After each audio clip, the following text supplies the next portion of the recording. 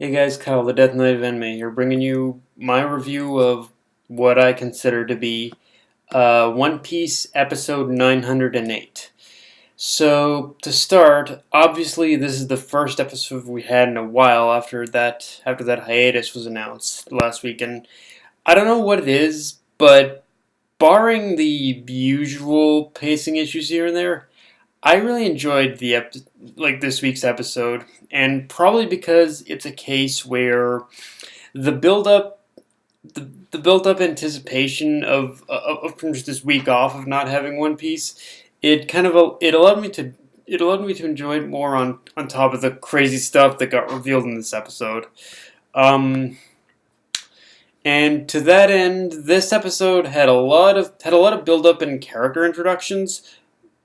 It had a lot of build up and character introductions before we even got to the actual major reveal of the episode. And usually stuff like that tends to drag the pacing down, even if it's from the manga. But in this case, it really set the mood and gave a lot of insight into just how much of Wano's own history is being twisted into propaganda for the sake of keeping Orochi in power, which in itself shows Orochi's got something which aside from the obvious, one of the underlying things of this episode in terms of showing like how pretty much how children and the people are being influenced by Orochi's propaganda, that it with all the one of the underlying elements of all this is that it shows Orochi's got something else he's trying to hide aside from the obvious, and whatever that is, he's desperate to keep he's desperate to keep it buried, which just adds more weight to the major plot bomb of this episode. And with that being said, uh, no beating around the bush. Let's talk about the reveal that Momonosuke, Kinemon, like Kanjuro, Raizo, all the other everyone, all the like samurai, all the samurai of Wano, all the samurai of Wano we've met up to this point are basically have are basically like time travelers. Weirdly enough, they've traveled through time to this current era of Wano, which again, when it comes to revisiting this material, it just made me realize how cleverly this was actually built up. Like it was very subtly built up, but also very cleverly built up. Because I'm kind of kicking myself for not reading between the lines of both of just the finer details of everything that the samurai have done up this point, as well as Toki's prophecy in this episode, which is a whole other can of worms. I think we're probably going to end up getting into next week, I'm sure. And in terms of how the reveal itself makes sense in the larger story, it base like it just it's one of those things where when we first meet like Momonosuke and Kinemon, they were hell bent on getting to Zoe, and from there they were just kind of, and from there they were, and from there like every move they made, it pretty much seemed in order to get reunited with someone else. So it answers the question of basically why Kinemon was so desperate in order to reunite with basically all of his people, because pretty much because each one of these people, each one of these people he basically knows are basically members of the basic Akazeya 9, of the Akazeya 9. Even there's basically a we even get the reveal that even Inuarashi and basically Nekomamushi are members of this group as well. So it's so I so yeah, it's like it's answering like so many questions in terms of in terms of the timeline of basically of everything that the samurai have done up to this point. Um, Now we also get introduced to another character, Kyoshiro, and he honestly is the biggest damn mystery of this arc, because Kyoshiro, it's really freaking tough to talk about Kyoshido, to be honest with you. And that's not for lack of trying, because the thing with Kyoshido is that, and what makes him such a mystery, is that as the anime moves forward, you'll get a lot revealed about him, but for each kind of question you think's each question that is at least somewhat answered, you'll find another 10 more questions about him pop up.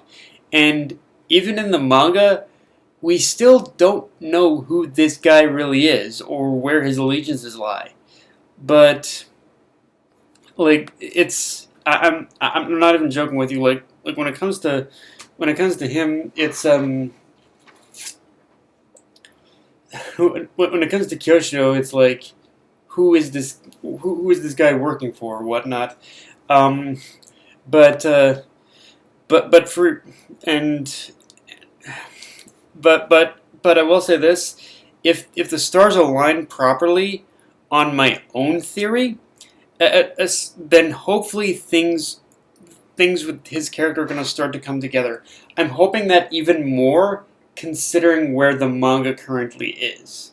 Like it's like right now in the manga, we're pretty much at a point that is giving us so much plot reveal with when it comes to when it comes to Odin and whatnot. So like I'm I'm hoping by the time all that is that pretty much all this stuff with Odin is done, we'll finally get answers as to who Kyoshido is. Hopefully. Um, and also with from Kyoshiro's introduction, we get reintroduced to Robin Schwan, who's undercover as a geisha in order to dig up dirt on Orochi, and Robin is just Robin has I'm really when it comes to Robin, it's it's one of those things where she is basically having, or Robin is gonna finally get a little bit of a moment in this, or a little bit of a moment as we move forward, which again I'm all for, because Robin has been sorely lacking with them with her individual moments lately. And yeah, I'm excited to see what her excited to see her get her moments finally in the anime. Um, uh, now now on that note, one thing I want to take note of with this episode is the name itself of basically Akazeya 9, because in every single translation I've read up to this point, when it comes to Akazeya 9, that kind of roughly translates to basically 9 red scabbards, and that's the translation I've always seen in majority of the translations of manga I've seen. But here they're definitely going for. But here they're definitely Akazeya 9 at this point we can say is is the official translation of the of 9 red scabbards, I guess you could say, which I'm pretty much all for, which I can definitely get behind. Then I'm pretty much all for that name, because I can't lie. After a while, the full English name of 9 red scabbards, yeah, it is still intimidating in a way, but it has also gotten a little silly, if I'm being honest, and it's just really good in order to see a bit more of an intimidating name. Akazeya 9, I can definitely get behind that a lot more. Um, also, one other thing that kind of caught my attention about this episode is the scene of Zoro fighting that basically sword wielding tiger.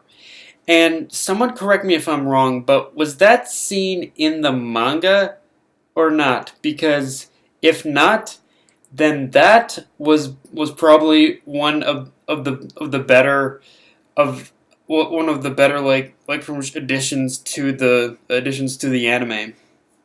In fact, honestly, if I'm Like if it was an addition, then I think what Zoro was fighting there was probably one of Kaido's like pretty much beast was one of Kaido's like beasts or something like that. But yeah, uh, but yeah, guys, that's my review. If you enjoyed the video, like, comment, subscribe. Follow me on Twitter, Facebook, and on Mr. Crunchyroll. Death Knight of Anime, signing off.